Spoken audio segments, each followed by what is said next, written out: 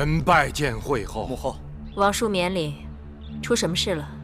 惠后可知，昨日和今日咸阳城内外各路兵马调遣甚急。怎么回事？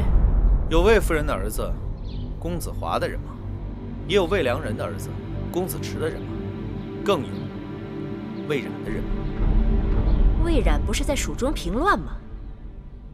身为将领，无照擅自回京，当诛杀。我也是今日才看到巴蜀那边传来的报捷文书，蜀中乱象已平，陈庄、伏诛、司马错和魏冉已立下大功。魏冉回京是奉司马错之命带兵回来复命的。魏冉回京这么大的事，大王和王叔竟然事先毫无察觉。那文书被张仪扣在手里多日，我今日问他，他说是因先王病重又至驾崩，所以不是要紧的政务就推延递交了。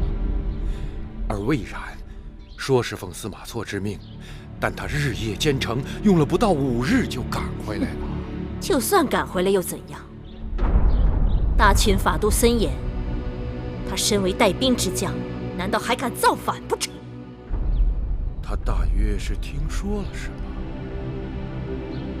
无把柄，朱公子和魏冉想闹事也闹不起来，但若是有了借口，他们想造反却容易得很呐。以王叔之见，当如何处置？臣听说，惠后打算让芈八子、公子季，还有樊长史为先王殉葬。是又如何？此举万万不可。当日，臣曾劝先王，为使大秦国政不生动荡，要保王后、保太子。今日，臣亦斗胆劝惠后大王，当以安抚朱公子为上。如何安抚？先王不是下了诏书，分封宫中的朱公子吗？让朱夫人随子就封便是。别人可恕，那芈月与樊长史绝不可恕。母后，勿为妇人之见，坏了大事。我对父王那是发过毒誓的。你懂什么？我正是为你的江山着想。实话告诉你，那道封公子季为蜀侯的诏书已经被我给烧了。我并非睚眦必报之人，但我断断不能让芈月母子占据巴蜀。巴蜀地形险要，更是富庶之地。若让芈月和公子季占据巴蜀，定会尾大不掉。再加上司马错和魏冉撑腰，随时可与朝堂对峙。新王即位，当以稳定为上。惠后，千万要慎重啊！多谢王叔提醒，我自当深明大义。过去真是小觑了惠后，没想到她狠起来，赶尽杀绝，一点不念旧情，还真是让人甘拜下风啊！哼，谁让他们挡了我夫君的道呢？姑母，不知您是否听说，先王临终之时留下了遗诏？遗诏？什么遗诏？说是与王位有关。前几日刚听说那遗诏的流言，爷儿都为姑母捏了一把汗呢。这些年，惠后为了我夫君的储君之位，已经走火入魔，好不容易让我夫君坐上了宣誓大殿，如今又冒出了个遗诏之说。若不查出个结果，先王10几个公子的脑袋都危如累卵。幸好后来又传说那遗诏在芈月手中，也就是说这件事只和公子季有关，爷儿这才松了一口气。那芈月的命实在是太好了，他那弟弟赶回来救他了。母后息怒，既不能分封迎继，又不能将他们母子留在咸阳，真让我为难。芈月的命攥在母后手里，母后还不是让她如何便如何了？说起来容易，虽然那芈月的命攥在我手心里，但我却真不能把他如何。母后，昨日接到我父王来信，得知先秦王过世，他便让孩儿转告母后，不要过于哀伤。逝者已矣，生者如斯。谢你父王惦念。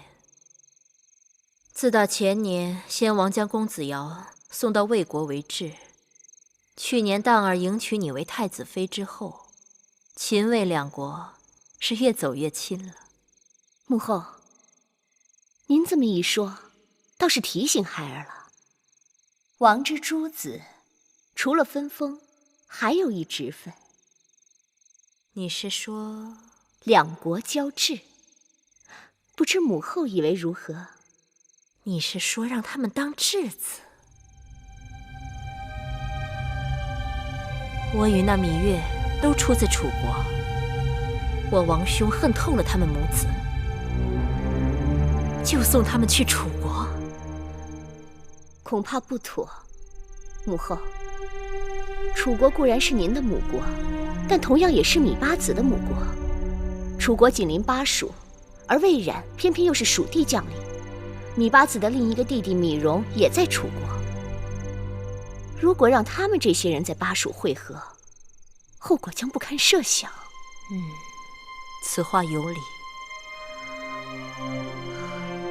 最好有一处地方，有一个人不喜欢芈月，刚好又能听我们调遣。姨儿不说，我还真想不起来。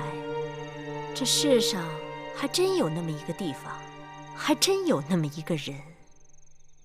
他何止是不喜欢芈月，简直是不共戴天。就算食其肉，寝其皮，也不能解其心头之怨。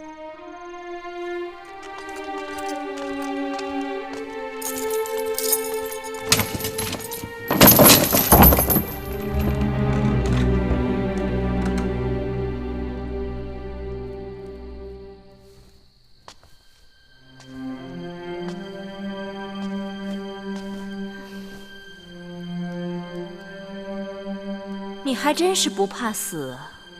有人已经自掘坟墓，我只不过是先行一步。可惜呀，你想死，我却不能让你如愿了。一来先王身份何等尊贵，让你陪葬，实在不配；二来有位故人在燕国等你叙旧，我也不好阻拦。你只不过是换了一种害人的手段。大王开恩，你将陪同公子季到燕国为质。燕国有孟莹，曾与你交情不错。大公主仁厚，若是她，你定不会把我放到她的手里。